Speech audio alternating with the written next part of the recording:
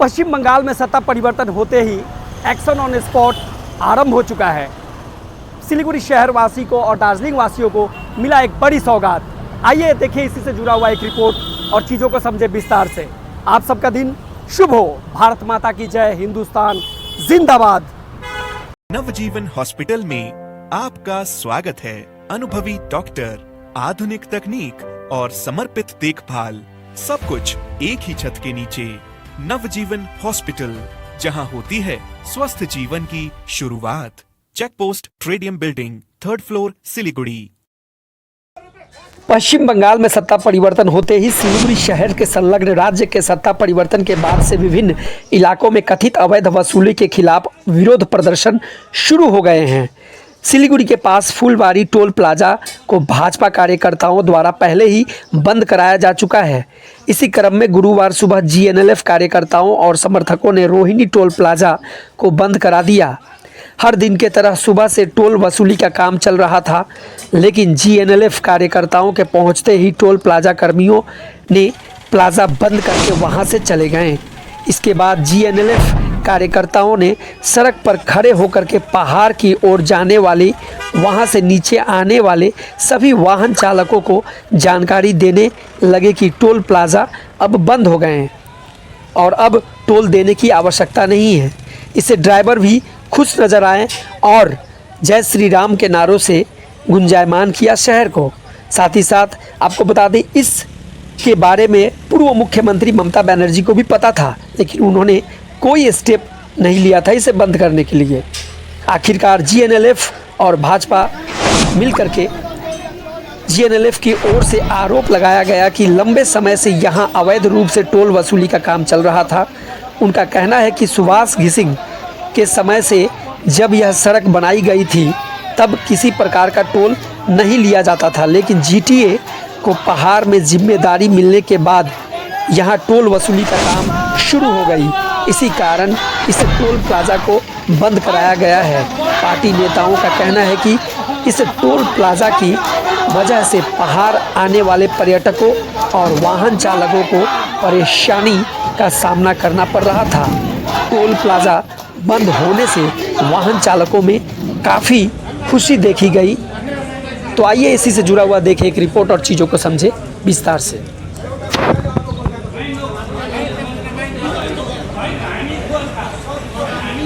দাদা আপনার নাম? মনোজ মাহাতো। আচ্ছা, এখানে আপনাদের কত টাকা টোল দিতে হতো? আমাদেরকে 10 টাকা করে দিতে হতো। তো আজকে তো টোল বন্ধ করে দেওয়া হলো, কি বলবেন সেই বিষয়ে? না, তো ভালোই হয়েছে, তো বন্ধ হয়েছে। টোল যে নিত সেই রাস্তায় কি কোনো রকম কাজ হতো?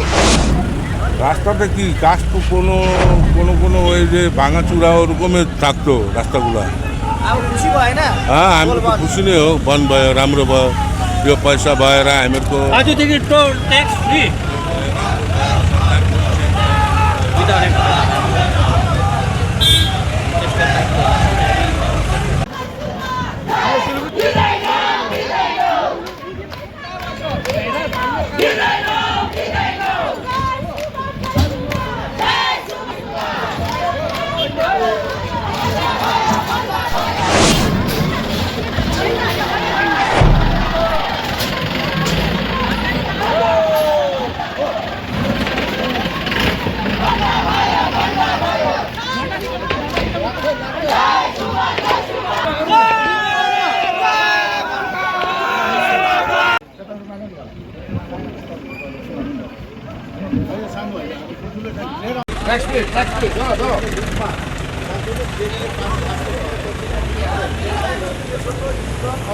नहीं, हम लोग का इसमें डिमांड का बात नहीं है भाई। मेन बात ये है कि देखिए, ये सुभाष घिसिंग ने जब डीजेसी चालू किया था, डीजेसी का अकाउंट हुआ था, उसके बाद में पब्लिक का जो यहाँ का रास्ता घाट पहाड़ का तो माने क्रिटिकल अवस्था में, जैसे तीनदारिया रास्ता कभी बार बार लैंडस्लाइड होता है, पंखाबारी रोड का भी वही अवस्था है।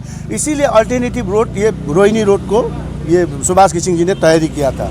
यहाँ का दार्जिलिंग का पब्लिक को, दार्जिलिंग का जितना भी आने जाने वाला टूरिस्ट के लिए सुख सुविधा के लिए ये रास्ता किया था।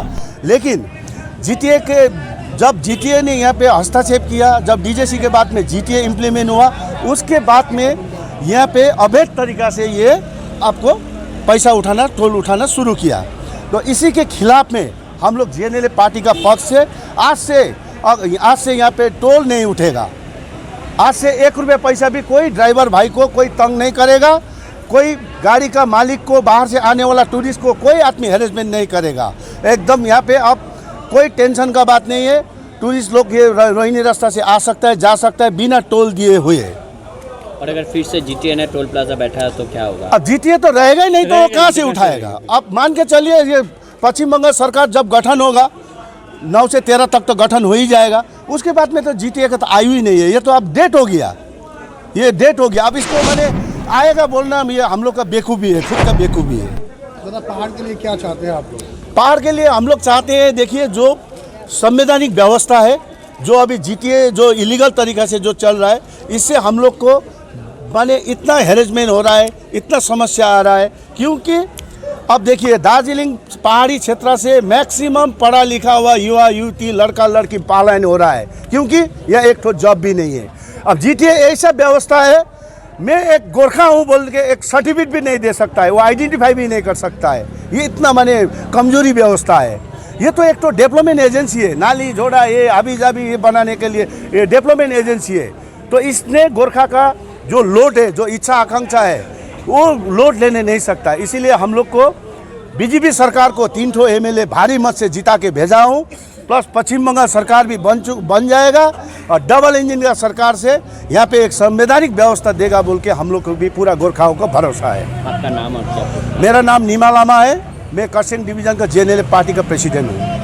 कि आज से टोल बंद करने के लिए इसके साथ टोल तो चल रहा है, 2013 से टोल चल रहा था, बाद में तो 2 वर्ष के लिए बंद हुआ था। उसके बाद में 2019 से हम भी काम कर रहे हैं, लगातार 7 साल हो गया हमारा काम हो गया। अभी जनरेट को लोग आगे टोल बंद करने के लिए पार्टी चेंज हो गया, बंगाल में परिवर्तन हो गया, इसीलिए होगा सर। तो ये पैसा कहाँ जाता था? ये पैसा हम लोग को सिर्फ इतना ही पता है कि ये पैसा हम लोग यहाँ से कलेक्शन होकर जीटीए गवर्नमेंट एडमिनिस्ट्रेशन यहाँ पे चलता है, इसलिए यहाँ पे पैसा जो भी है कलेक्शन जीटीए में जाता है। बताएं तो आज से क्या ये बंद कर देंगे? जी अब ये बंद कर देता। और एक बात मैं आपके माध्यम से क्या बोलना चाहता हूँ कि हम लोग रोहिणी का है, सिर्फ रोहिणी का 17 आदमी आप टोल में डिपेंडेंट है फुल। हम टोल में यहाँ पे काम कर रहा है, हमारा जीविका टोल में काम करने का चल रहा है। अभी आगे अचानक से बंद करने से हमारे भी पेट में लात लगा ऐसा लग गया। हम 17 आदमी है जो यहाँ टोल के भरोसे घर में चलता है, अब वो सब बंद हो गया सर। वो एक बात दुख लग रहा है। अन्यथा और भ्रष्टाचार बात हो तो हमको उतना पता नहीं, हम तो सिर्फ कर्मचारी है इधर का। एक बात हम यहाँ आपके माध्यम से क्या बोलना चाहेंगे, जो भी सरकार आए हम लोग का थोड़ा अच्छा हो, है ना। हम लोग का रोज का परिवार का देखिए, जो 13 में भी ऐसा हुआ था, 17 के बाद लोग का अच्छा हो गया। मेरा नाम सुजय प्रधान, मैं टोल का इंचार्ज था अभी तक।